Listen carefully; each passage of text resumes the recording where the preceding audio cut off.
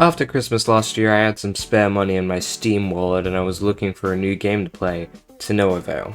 I just have nothing to play. Nothing at all. I'd buy some new games, but at this rate, if it's on my wish list, I'm never buying it. Well, I might as well do what I usually do in my spare time. Play Team Fortress 2 for an ungodly amount of hours. Jesus Christ, I have a problem. You'd think I'd be good at this game by now.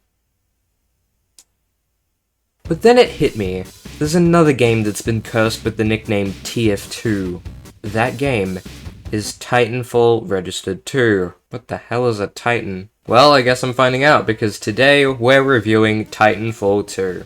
Be sure to subscribe if you haven't already. I play games, review them, all that jazz. It's a lot of fun. It takes like a second to do, it helps out a lot, I would really appreciate it. So now let me just wait 10 billion years for this game to download. This game is huge in file size. I tried to download it. The Steam page says it's 45 gigabytes, but it was way more than that when I was downloading it. It's a good thing I have that 4TB hard drive, because there's no way I would fit it on my normal laptop. Besides, buying that hard drive was cheaper than the therapy I'd need after uninstalling Zakaria Pinball. Titanfall 2 released in 2016, so, you know, the Dark Ages. It received stellar reviews across the board, but apparently underperformed commercially due to being overshadowed by games like Battlefield 1 and COD Infinite Warfare.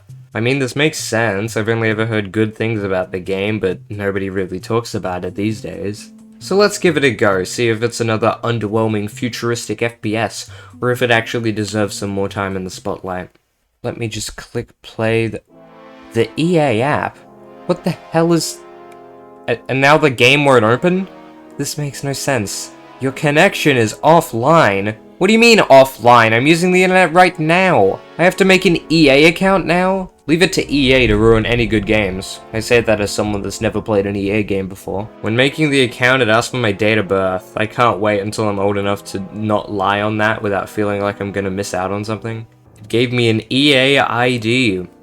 I don't know what that is, but it sounds like a disease. Your session timed out due to inactivity. We couldn't log you in. Please try again. Oh, for fuck's sake. I only took too long because your stupid website won't load, and now I have to start all over again. I mean, it says I can sign in with my EAID, STD, LGBT thing. Well, what do you know? EAID is invalid. I copied and pasted it. How could it be wrong? So then I thought, maybe if I stop recording everything, maybe the application will actually load.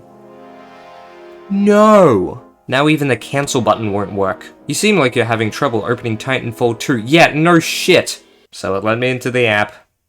Apparently I don't own the game that I just spent $9 on. Thank you, EA. I don't know what happened, but some miracle let me actually play the game.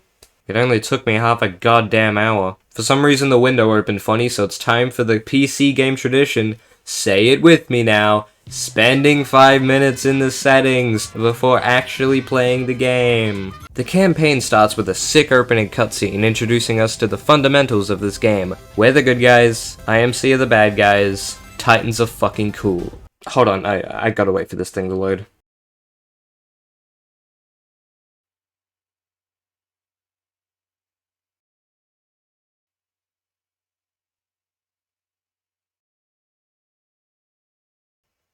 Oh, I have to do something. So this is the gauntlet. It starts as a tutorial before transforming into a speedrun course. Did somebody say speedrun?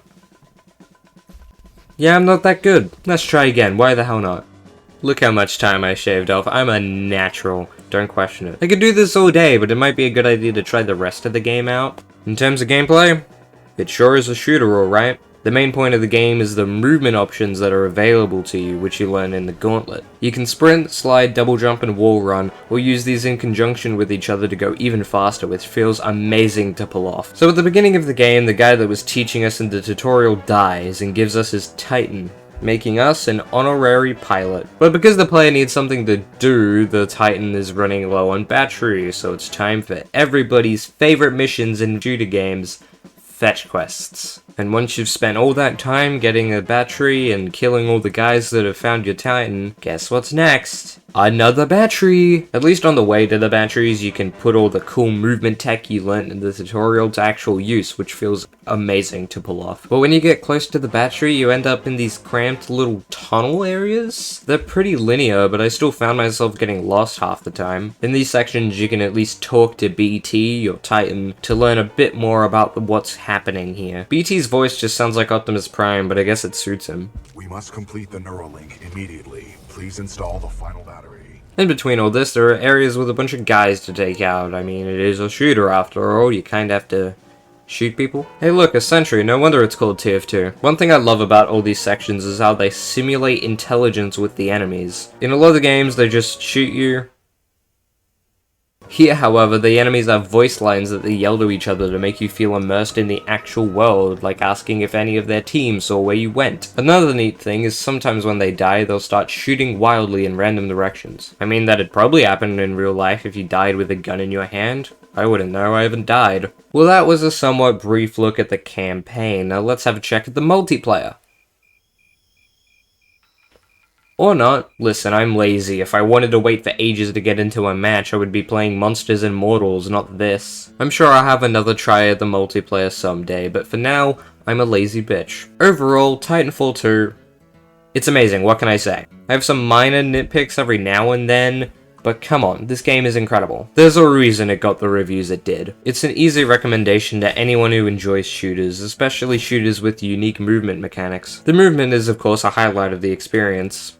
I mean, come on, speedruns of this game must look insane. The combat feels great, the environments look amazing, even on relatively low settings, and I never had any performance issues, even on my shitty laptop. I mean, it is still a 2016 game, it's not that amazing that it can run well, but the fact that it looks somewhat good without making my laptop burst into flames is good enough for me. Usually now is when I'd bring up the complaints I have with the game. I have none. The game itself, 10 out of 10. The only downside of the experience for me was all the EA BS that you have to deal with at the start. That's not really a fault with the game, more so EA trying to get more control over its player base.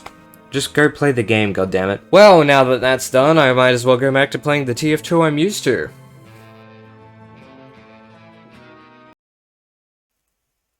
Never mind.